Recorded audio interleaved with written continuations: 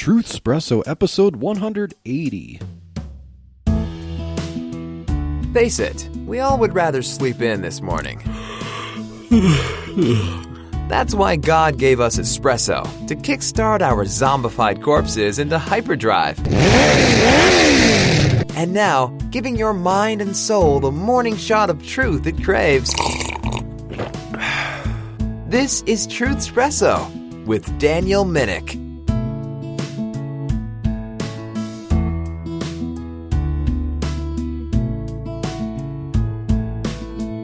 Hey there, friends, family, lurkers alike, and foes too. We want to welcome you here to Truth Espresso, and we have another episode for you here today. Now, we would like to have been able to just plan something else to talk about, because it would have been nice if this wasn't something to talk about. But we're going to address the recent school shooting in Uvalde, Texas. And you've probably heard about that if you've been keeping up with the news this last week, because on Tuesday, May 25th, a very gruesome, deadly shooting happened at an elementary school in Uvalde, Texas. And so we're going to talk about this tragedy and have some thoughts about it, have our ideas from the Word of God as to how we think we should deal with things like that. What are God's solutions to things apart from the fog and the smoke of it all?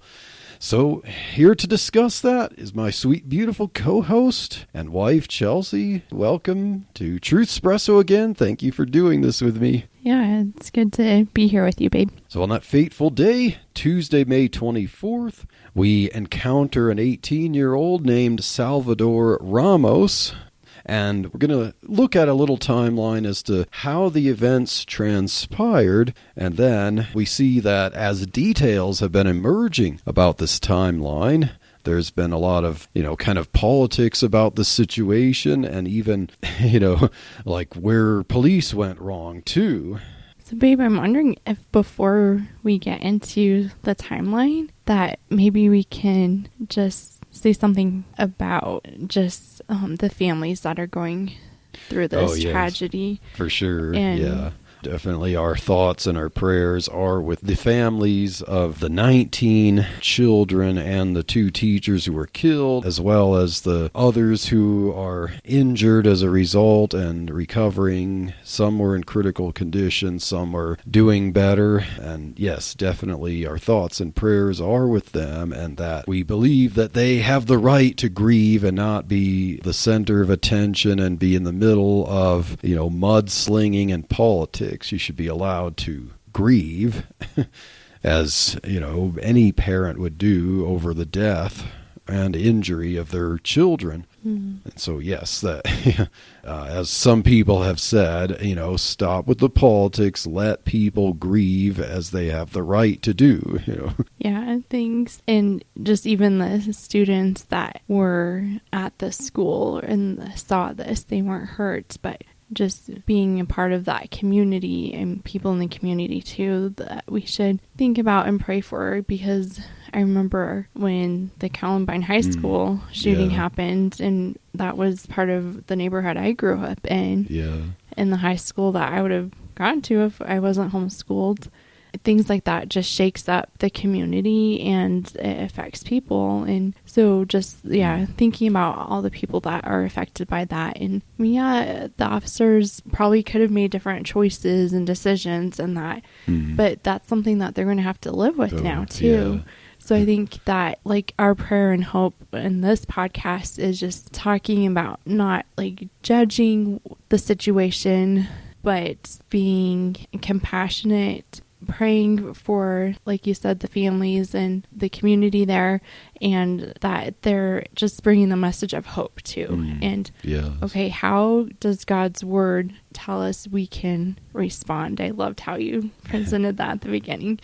because we need God's word in this. And that is part of the reason we keep failing as a society, is that we have strayed away from his word. Yes, exactly, sweetheart. Like, why do things just seem to keep getting worse? Is it just because some words aren't written on papers to say certain little things that people can and can't do with products and stuff, sold over the shelves? Or is it like, I don't want to use some of the political terminologies about structural or systemic, stuff, but is there a structural or systemic issue going on as to why are there more and more people motivated to do stuff like this?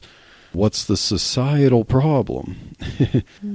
Yeah, so we're going to get into timeline here of the events, and as we've tried to piece some things together, look at some articles just to get a little summary about this. And so 18-year-old Salvador Ramos, he texted a girl or girlfriend who was living in Europe. He told her what he was planning to do, and it's for especially kids in social media and stuff.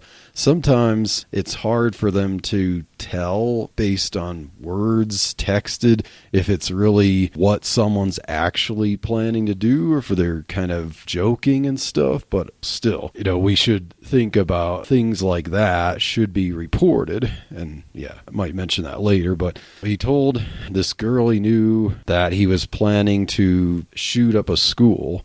So then, I think, if I remember, is the next day after he did this, he texted her after he had shot his grandmother. So he shot his grandmother in the face, and then he texted this girl that he just shot his grandmother, and then he's going to go shoot a school. And I don't know what this girl did, if she didn't know what to do, or who knows, but this was right after 11 a.m. was when this happened. And the neighbor heard the shot, ran up, and then as he ran up to the house, he saw Ramos speeding away in his pickup truck. So Ramos's grandmother came up to him and begged him for help. So then he had to call the police, or his wife did, I think it was, yeah. Then around 11:28 a.m., Ramos arrived at the school. He crashed his truck into a drainage ditch behind the school, and then he immediately jumped out of the passenger side of his pickup truck and carrying an AR-15 and a bunch of ammo. And then two men who were by a neighboring funeral services business there, they saw him come out with a gun and stuff, and then he saw them, so he tried to shoot at them a few times that he missed, and then he started to head toward the school. There are more details in all this, but I try to get some of the salient points in this timeline. Around 11:33 a.m., Ramos entered the school, and there's a speculation and issues about that, like how did he just get into the school without much of a hitch there? But around 11:33, he entered the school, and then he quickly started shooting into two classrooms that are next to each other. 12:03 p.m., so about a half hour later, the first 911 call. Now, other articles than the one that I'll post in the show notes that I read could have mentioned calls earlier, but this one, the first 911 call from inside the classrooms came. And then around 12:21 p.m., it mentions that police were kind of in the hallway, but they couldn't enter the classrooms because the doors were locked and they needed an employee to give them the keys to get in. That's what the timeline says.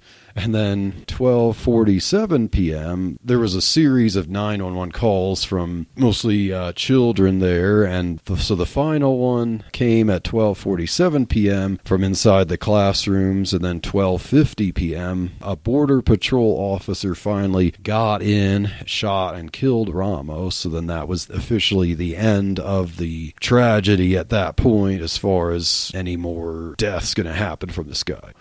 So that was the timeline of the school that was going on at the school or inside the school. And then we've got Now, information keeps coming out as to what was going on outside the school that has kind of helped us understand some of the dynamic here. Could things have been prevented earlier? Were police doing what they could? Could they have done things earlier? And yeah, so without trying to pass too much judgment and still waiting for more information to come out, but we see reports, there's been videos showing parents desperate to get in there, and there's basically a time anywhere from 40 minutes to a little over an hour when police were there at the entrance to the school. Now, at least 2 officers had went into the school. Ramos shot them and kind of injured them, but, you know, there were the 19 police in the hallway. There were police outside the school at the entrance. But we just wonder, and there's a lot of questions going on. The police are being questioned now and answering reporters about, you know, if they mishandled it. And yeah, some of those details we can talk about, especially the parents dealing with the police outside the school. And yeah, so there's those kinds of questions there, and maybe more information will surface. But yeah, you know, it was not a good situation. Perhaps things could have been done so that fewer people got killed or injured, or some who were injured didn't die, that they could have been helped earlier. What do you think, sweetheart? Do you have anything to add to the timeline there? Yeah, so I think, like you said, it's kind of hard at this point to piece together some of it because, like you said, there's more information, more details that keep coming out. A couple of details that I thought were interesting that could have potentially helped prevent some of this was that the shooter was actually starting off in the parking lot, hiding behind vehicles and shooting at the school. Yeah. And so he was outside for, I think one timeline said for about 18 minutes with that. And then they have surveillance video showing the shooter entering the school through a back door that was propped open. Oh, yeah. And I know I didn't get a chance to verify this, but I know my mom was mentioning that a lot of the schools that have been targets for shooters, that they do enter a door that wasn't locked or that was propped open. So it just seems like, okay, this is an unfortunate event, but it needs to be a reminder that we have got to take safety seriously. Yes. And I think so many times I know this was a small town, a smaller community. A lot of times people are like, oh, this is a small area. We know most people. And they feel more laid back about some of the safety measures. And that's just not true. Anything can happen anywhere. And we have got to take it seriously. Yeah, definitely, sweetheart. I noticed that as Ramos had texted to his girlfriend that he was going to go shoot up a school, why did he want to do that? Like, why go shoot up a school? Especially, so someone who's suicidal, like, why is it often a school that they want to go to? Because from what I understand, Ramos was not a student at this particular school. And so he knew where a school was. He wanted to go there. So why did he, if he was wanting to kill people, why did he want to go to a school? And schools seem to be places where shooters want to go. And we need to think and ask ourselves the questions, why? Well, yeah, I mean, we know that if they want to kill people, there's a lot of people at a school, but there are other places where you might see just as many people that don't seem to be targets of this kind of thing. And that also raises questions because as we get into some of the issues about these school shootings, just what attracts people to schools to shoot? And why do they think it's something they can shoot up? So I found this interesting article. I mean, they're saying that this wasn't related, but the timeline, we'll see. But okay, so the article was saying that there were 2 teenagers, 13 and 14 years old, that were arrested back in 2018, so 4 years ago, because in Uvalde, Texas, so the same city there, because they were planning a repeat Columbine high school shooting at a school. It wasn't the school that this happened at, They were planning to do it on the anniversary of Columbine. And thankfully that information got to the police and those teens were arrested and sent to juvenile detention. Because it was juvenile, they're not allowed to release names, or if they were released at some point. And then it just seems interesting that, okay, that was 4 years ago. Yeah. The ages of those boys, one of them could have been 18. It could have been this kid who did this. But anyways, there were other instances where there was something being plotted. They were talking about shooting up a school. They had diaries. They were even calling themselves after the name of the Columbine High School shooters. Yeah. And that was great that people were alert and jumped right on this and were able to prevent any shooting at that time. So I think, like you mentioned, there were some warning signs in this situation. And it just seems like some people are just so lax about it. And we can't be like that. If people, that's not something to joke around about. That is something to take seriously. And if someone is joking around about it, they need to know that that's serious. You don't joke like that, even if it means a night in the jail cell, because that is not appropriate.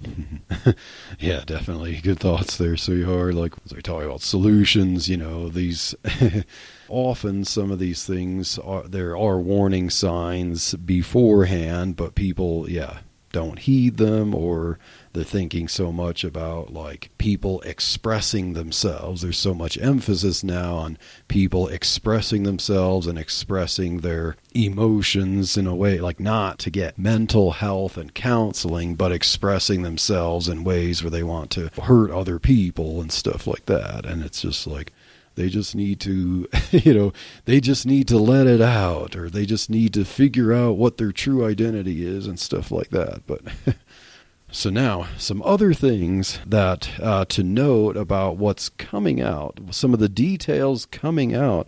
So outside the school, at the entrance, during the 40 minutes to an hour that the shooter is in the classrooms, there were shots fired. We learn from reports and from some videos and testimonies of some of the parents of the children there that parents were shouting at police, get in there, save the children. But the police there were basically preventing parents, like, this is a crime scene, you're not allowed in here. And parents, knowing that their children are in grave danger there, want to get them by any means possible. They want to protect them. They want to rescue them. Just think of, like, say, the fire department blocking a building, while the fire's raging and no one's going in to put the fire out. But that there are plenty of people in there, like, who's going to go rescue them? And yet, if the parents see, that the firemen are not going in there, putting it out, or trying to go in and rescue, they're going to do that. They want to get their children out, but they're being prevented. So in this case, the police are just seemingly not going in there and not letting the parents do the job either. So, police reportedly handcuffed a mom who was desperate to go in there. She was like, okay, well, they're not going to do it. She wanted to go in and resist them, and then they handcuffed her. And then so she tried to calm down and basically tell them, she's okay. And once they released her from the handcuffs, then she went away from the crowd to kind of act nonchalant about it. But her reason for getting away from the crowd was to get in another way. So once she got away from the crowd and away from the immediate grasp of the police, then she quickly, climbed over the fence, ran into the school, and found her 2 children and brought them out of the school. So I don't know if her children were in a different classroom because the school was under lockdown, so no one was allowed to run around and leave. They had to stay hunkered where they were at, but she probably knew what classroom her kids would be in, so she went into the school, got her kids, and came out. Yeah, so don't mess with Mama Bear, as I'd say here. Yeah. There are other reports of several dads who police pepper sprayed them, or reports of parents being tased because they weren't cooperating. But, you got to think about it. Like, You're a parent. You don't want your child to die. Someone has got to do the job. And if the police aren't doing it, you want to do it. And if the police are going to try to stop you, you're going to find another way, because as a parent or even as a police officer, what's your job? But, as the police, their motto is to protect and to serve. The parent's job is to raise their children and protect them, and you'd rather you die and your children live than your children die and you live if there's any way possible that you can save your children. There's nothing crazy about these parents. This is the nature of a parent. And so, yeah. So if the police in this case are still, as I said, there's still details coming out about this. Like, were there orders to certain police, like the ones on the inside, what they should do in the hallway, what they should do, the ones on the outside, what they should do? Perhaps some police were obeying orders from higher ups, and police that's in their nature to obey orders too. And, if things seem confusing, they're just like, well, my superior knows better than me. Who knows? Police in this instance have been accused of being cowards. As I said, are trying not to pass judgment here as we're waiting for more information to come out. But what we can do is to understand why the parents did what they did, and who's going to blame this brave mother who ran into a fatal situation and came out with her children, because she had no idea if the shooter was going to go from classroom to classroom and eventually get her children. And so, who's going to blame her? She should be praised for what she did. I think it was interesting to read and listen to an interview with the sheriff actually of our county here. Oh, yeah. But he was one of the response deputies to the Columbine shooting back in 99. And he said what they learned about tactics with active school shootings actually changed how they train officers in Colorado here. And before, he said, like, what they did with Columbine was when there was an active shooter, you established a perimeter and you would wait for SWAT to get there.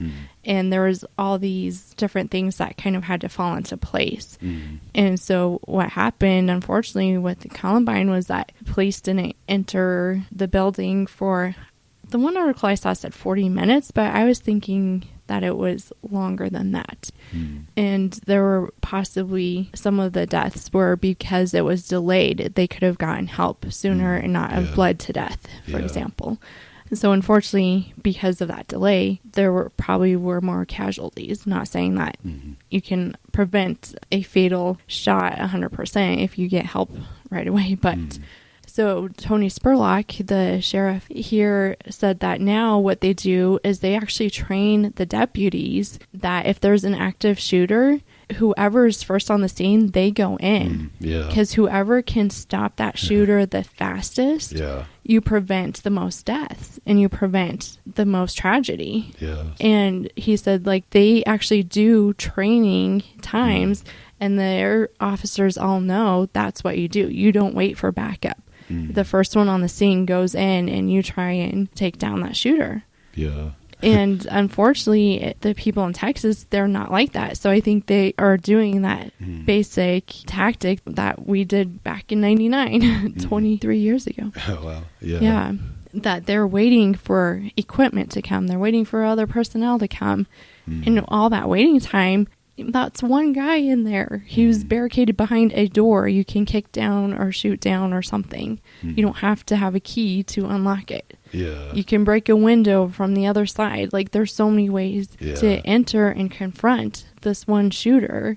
I mean, unfortunately, it might be the loss of an officer, but that's what the officers are trained for. They're trained in the line of duty, and that's why we need to respect them, too, because respecting the officers and cops, because they are saying, I'm willing to put my life on the line to protect you. And then we're saying, oh, wait, we're not going to respect you. And now the officers, I feel like they're in this place of like, okay, do we do it? We're not really.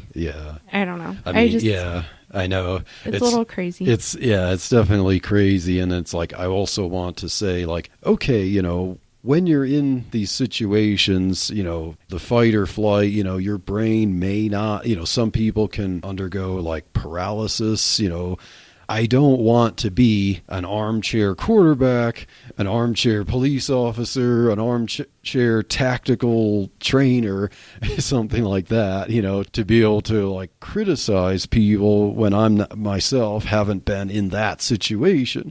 But at the same time, it's like, okay, at some point, like an intuition, you would think, okay, I know there's been reports that maybe, like people thought some of the cops were just scared of dying or something. And yes, who wants to just die? Who knows what it's going to feel like? Who knows, what kind of pain you can experience? But yeah, I mean, but that's the job of a police officer. That's what they sign up for. That's what they train for. So, I mean, there's that issue. And yeah, there's also the issue of like, well, they're waiting for, some kind of tactical shield so that they can protect themselves as they barge in. Yeah, you mentioned that, okay, the doors were locked, but there's other ways to get in, break the door down. I mean, I know that there's the fear of, well, if I kick at the door and don't break it down, would that make the shooter react in an undesirable way if something's contained? But, obviously the shooter had been shooting and hitting people, so yeah. But somehow the National Guard or the Border Guard was able to do that. Yeah. So somehow the one border patrol guy, which that's not their job. Their job is to protect the border, not to protect schools, But it took a border patrol, officer actually to take out the shooter, and the local police there somehow couldn't do it. Yeah, there's all kinds of questions that we hope that in time, as more details come out, that if there's a way to know what was in the officers' minds, if the higher ups are at fault, that's dealt with, whether someone needs to lose a job, whether someone needs to have a training protocol, whatever the case. It seems strange that you have so many officers, 19 or so in the hallway, and no one could enter the rooms because they were locked. I'm saying, I'm not trying to pass judgment, just trying to figure things out, but it's strange. And lots of questions are raised, and we pray that they'll be answered pretty soon, especially for the benefit of these parents, and especially for officers. If they just didn't do the right thing, knowing that they didn't do the right thing, I know that for their sakes, it's going to be very difficult to live the rest of their lives knowing that children died, and how can they look those parents in the face and tell them, knowing I didn't do what I was supposed to do. But look at the sheriff that I pointed out earlier, Tony Spurlock, from the Columbine situation. That was a horrible tragedy, like one of the first mass school shootings like that. And instead of like that, knocking him down and him being like, oh, I'm a failure as an officer, he took that situation and he's like, wait a minute. How do we make this better? Yeah. There has to be a better way to approach this. Yes. And he does one-on-one training with the officers to make sure they know what to do and they're prepared to do it.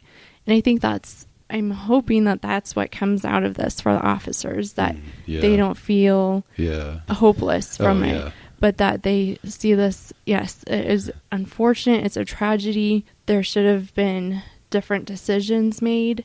But if they can learn from this, then that's what counts. And I think we just need to make it better. Yeah. If we make it worse, then that's where the tragedy is not going to feel like I don't know, like a total loss, or like a like, okay, you didn't stand up for what happened there. Hey, I'm Daryl, and I'm here with my wife, Karen. What's up? And we're the hosts of the What Are We Even Doing Here podcast, the podcast that seeks to answer the question that we've all asked, what are we even doing here? We cover topics such as marriage, family, life, and living a Christian life in this crazy world.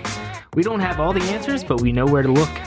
Subscribe to us on iTunes and follow us on SoundCloud as we seek the kingdom of God and find out what we are even doing here. Grace and peace. So what are some of the responses that we have seen? Oh, yeah. Like, especially the politics that have come up as a result. Yikes. Because, yeah, right after this, there are people who just want to throw out their kind of canned political responses and stuff, we need more gun control and so on. But I'd see comments and articles or social media, people yelling that they need, okay, just, when are we finally going to get more gun control, and blaming Republicans or something like it's their fault and stuff. And then other people replying saying, just, can we please knock off the politics? Can we please stop looking for political opportunities and talking points and just let these parents grieve?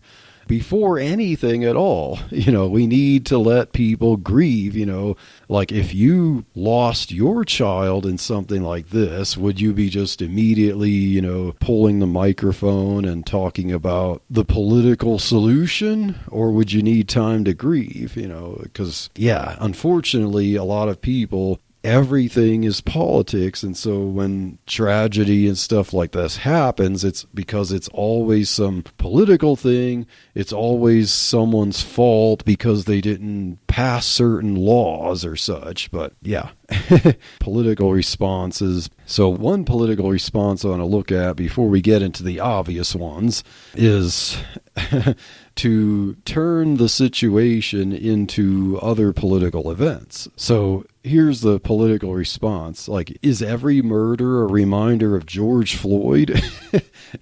And yeah, Oh, no. So in light of this, former President Barack Obama tweeted, of course, if you just read it and you're not thinking about it, it's like, yeah, he's giving his comfort to the people there who underwent this event, but he had a long enough tweet, but only the first part of it, the first part of a sentence was about the event, and the rest became about George Floyd. And so here's what Obama tweeted. He said, quote, "As we grieve the children of Uvalde today, comma, that's it, we should take time to recognize that 2 years have passed since the murder of George Floyd under the knee of a police officer. His killing stays with us all to this day, especially those who loved him," unquote. It's like, wait, what are we talking about here? So, like, think of a parent reading this, like, as you grieve the loss of your child, you should take time to think about that 2 years ago, George Floyd died under the knee of an officer, and just compare your child to George Floyd? Like, no, you need time. You don't need to take time and remember that. You need to grieve the loss of your child from a maniac shooter. Yeah, so George Floyd was not a school child who got shot by a maniac with an AR-15. George Floyd had his issues. He was essentially a criminal, as we found out. He did, abuse a woman. He counterfeited money, several misdemeanors and so on. Like, he was on fentanyl, so he was a drug addict. He did do violence to a woman. So he wasn't an innocent child who got killed by a gun.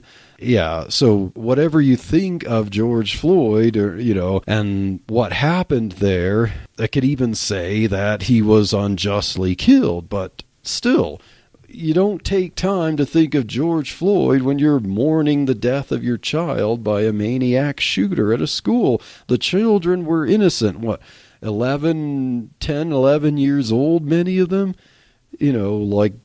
I have to say to President Obama, how dare you compare them to George Floyd, and how dare you redirect such a tragedy of 21 people killed to make us think about this one guy who wasn't innocent and his death there.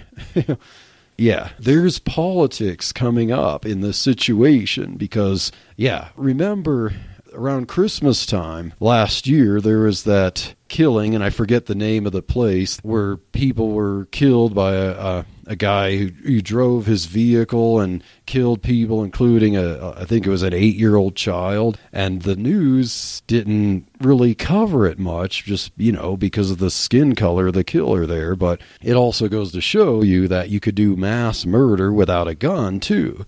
But because of politics, that situation didn't get the attention it needed, and the people who needed to grieve it didn't get much help. And of course, recently, President Biden would be asked why he never went there to visit, just like he had been to other places to visit to remember mass killings that happened there. But it seemed like the left, they don't want to think that these people who were killed deserve anything, any remembrance, any grief at all, because the murderer was African American. And so any reason he did to drive his vehicle and kill people with it, is politically justified, and anyone who was killed doesn't deserve to be thought about and grieved with, because his reason to kill was because he hated white people.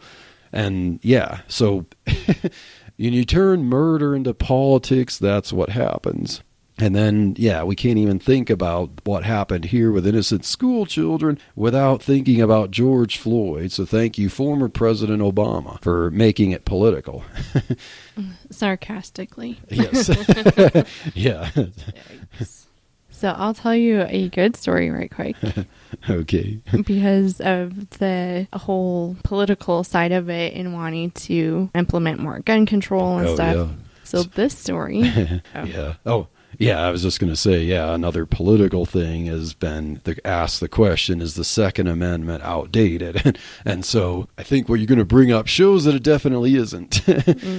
Yeah. So Wednesday, the day after the school shooting, May 25th, in West Virginia, there was an apartment complex that they were having a graduation party and like high school graduation? I think so. Yeah. Because it was younger people, And a guy came by, and I guess he was driving recklessly through the apartment complex earlier and was stopped by police officers, and they told him, this is an apartment complex, there's children around here.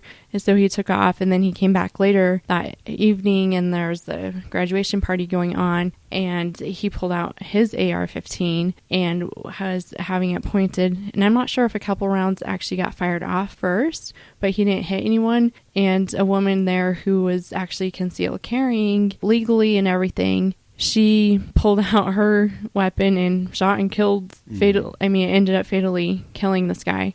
She shot him a few times, I'm not sure how many, but so no one was injured. Like, no innocent people were killed because this brave woman was concealed carrying. She did everything by law and was able to protect against a criminal who isn't going to abide by laws and will have a gun no matter what we are able to have to protect and defend us and our children and our family.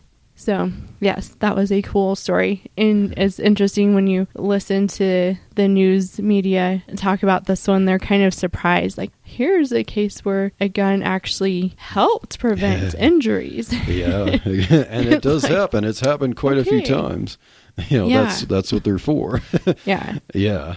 The criminals, these mass murderers, they go for places where they know they're not going to be challenged. Yeah. Schools. Right. Yeah. That's churches, what I say. This malls. happened. Yep. And this happened at a high school graduation party, but it wasn't in a school. It wasn't hosted by the school, right? No, it wasn't under school rules, under the, gun-free school zones law, So why did Ramos here say that he's going to go shoot up a school? Well, because he thought, my life is not worth living, so I want to take as many innocent people with me. So knowing that the likelihood of taking out a bunch of innocent children can happen before you're finally taken down, that's why he's going to do that. Now, like, how many people do you hear of going to say, oh, I want to kill a bunch of people, let me walk into a police station or let me walk into a gun show where you have thousands of guns. Like, hey, look at all the guns you could use to do something, Well, no, look at all the guns that are available for people to do something to you. And so, yeah, in this case, when it wasn't at a school, it wasn't a gun-free zone, and you had a mom lawfully carrying, she prevented deaths. He was the only death that happened at that event. And so, yeah, that's why. So if we can make schools like that high school graduation where people could carry, then maybe we wouldn't have schools be ground zero for these type of events. I mean, that's one part of a solution. So pertaining to this particular shooting, so the next day, Wednesday, May 25th, Robert O'Rourke, one of the candidates for governor of Texas right now, also nicknamed Beto, and I've seen people nickname him Beta O'Rourke, if you've heard of alpha males and beta males and stuff, that's the whole point of that. But so Beto O'Rourke, as he's known, while Governor Greg Abbott was giving the kind of update on the event and like a heartfelt eulogy for those who died, and he's talking about we need to focus on mental health and getting access to that and stuff. Beto O'Rourke started shouting, accusing Governor Abbott of doing nothing about the problem, and that ultimately the event is his fault. It's all your fault, and you're doing nothing about it because, in his ideal world, we need more gun control, and if we had more gun control laws, then things like this would not have happened.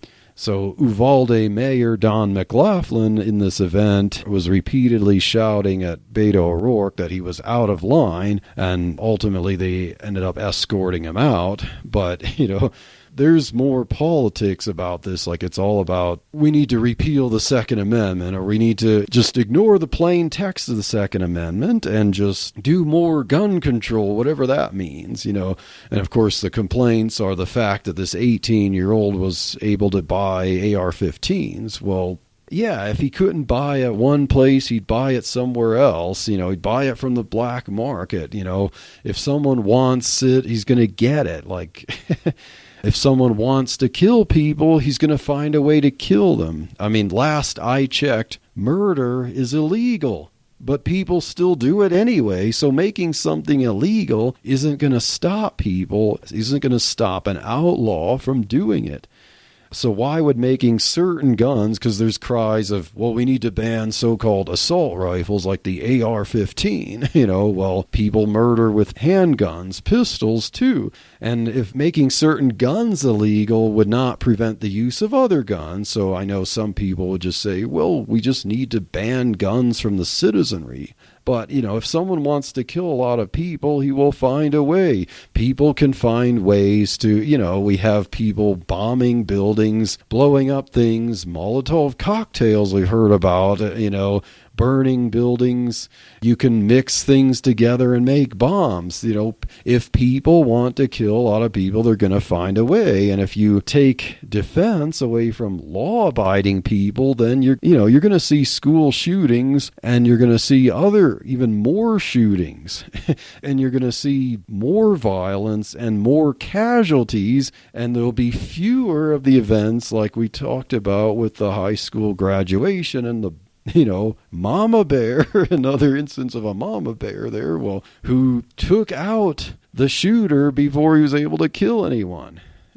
So the solution isn't thinking that somehow writing some words on a piece of paper that you could actually prevent selling guns to 18-year-olds. Well, they'll find them some way, but law-abiding people who are trying to obey the law, they're going to be defenseless. So outlawing the guns is not going to keep them out of the hands of the outlaws, but we want more guns in the hands of law-abiding people so they can defend and take out people like this. I also want to mention history, because as we're talking about school shootings and the gun-free school zones, wasn't that a law in the 1990s that got passed? And we've seen school shootings blossom since then. gun-free school zones. Well, guns have been available in the United States since the United States inception, and schools have been around just as long too. We've had schoolhouses and so on. Young teenage boys used to learn how to use muskets and shotguns to help with hunting and defense, but it seems that school shootings haven't become a thing like they are until the 1990s. We don't hear about frequent school shootings until within the last 30 to 40 years. And 100 years ago, boys weren't bringing their muskets and shotguns to the schoolhouses to shoot their classmates, but they knew how to use them. They had access to them. So what changed? That's the question we need to ask. Why are people willing to kill other people now, especially young people? The 18-year-olds, why are they so determined to shoot people compared to 100 years ago?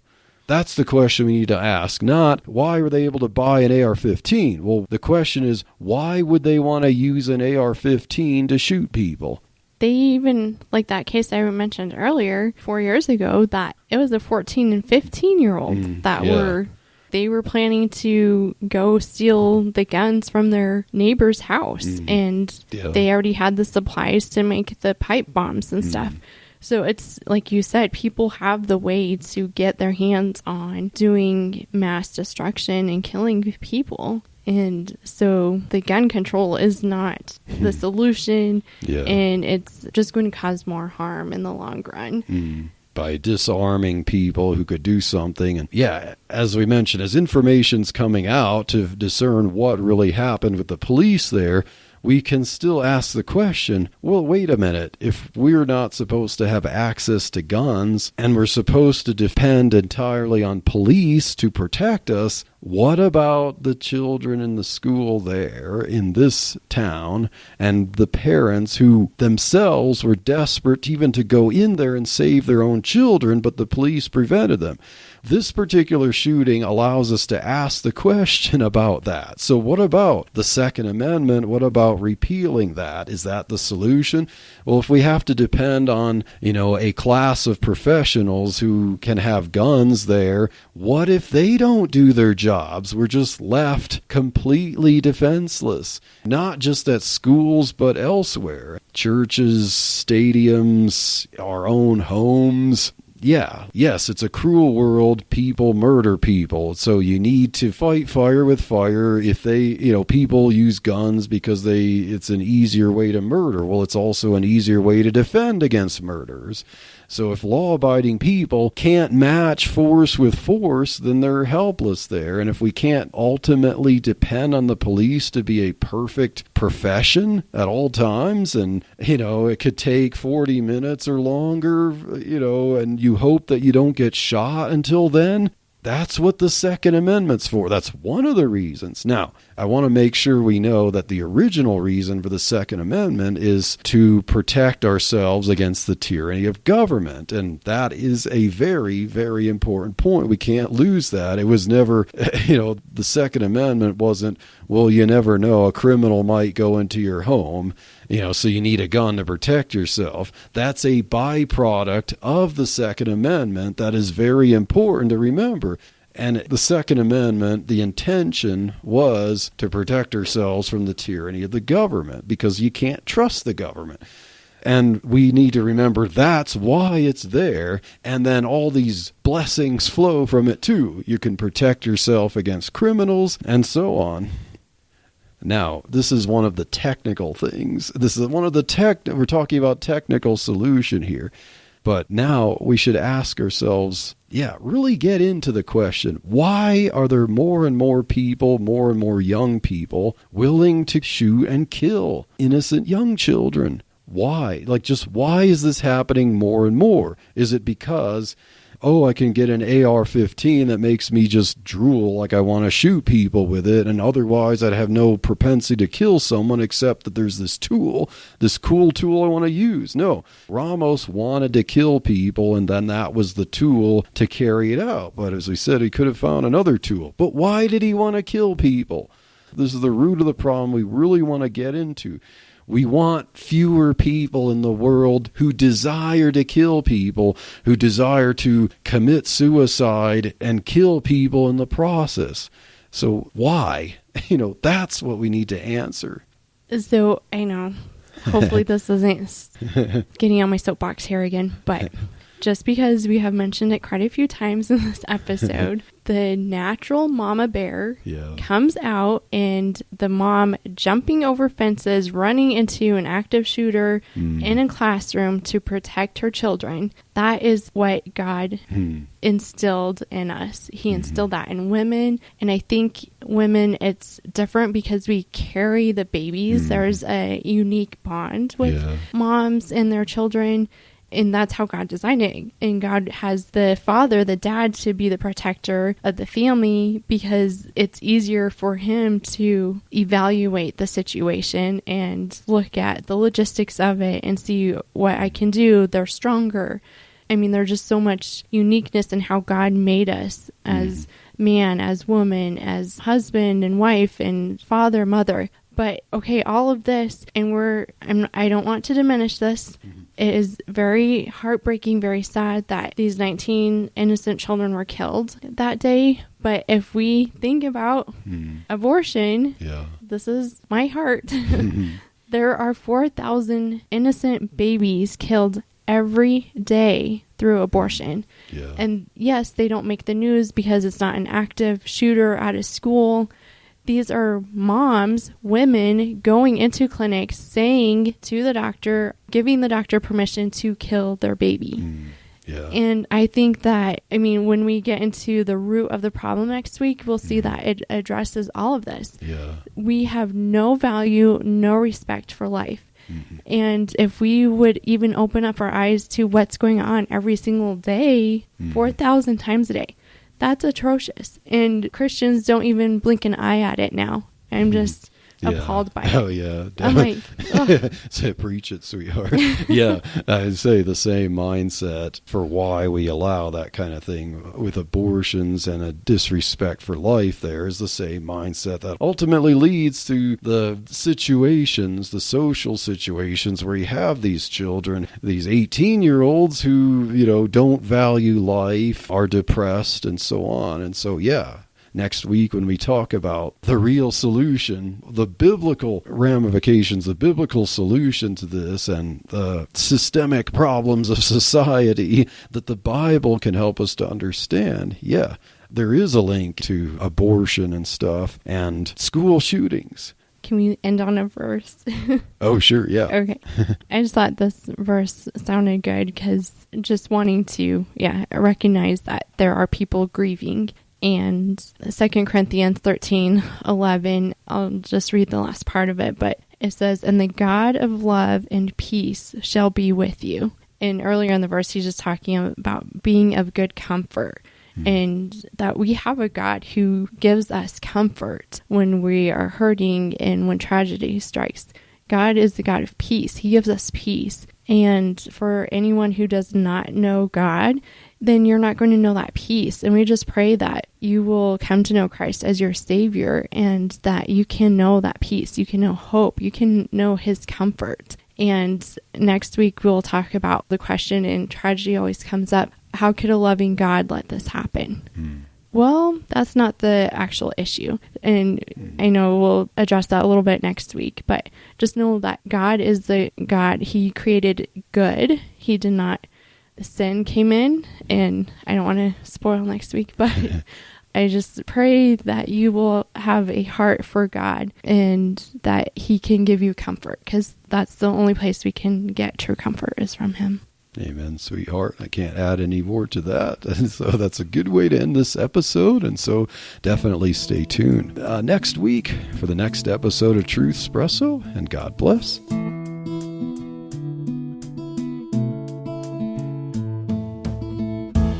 Thank you for waking up with Truth Espresso. Good morning, and God bless your day. Hey friends, Daniel Minnick here again. If you liked waking up to this episode of Truth Espresso, I would really appreciate it if you would rate it on Apple Podcasts, Stitcher, or whatever application you use to listen to Truth Espresso.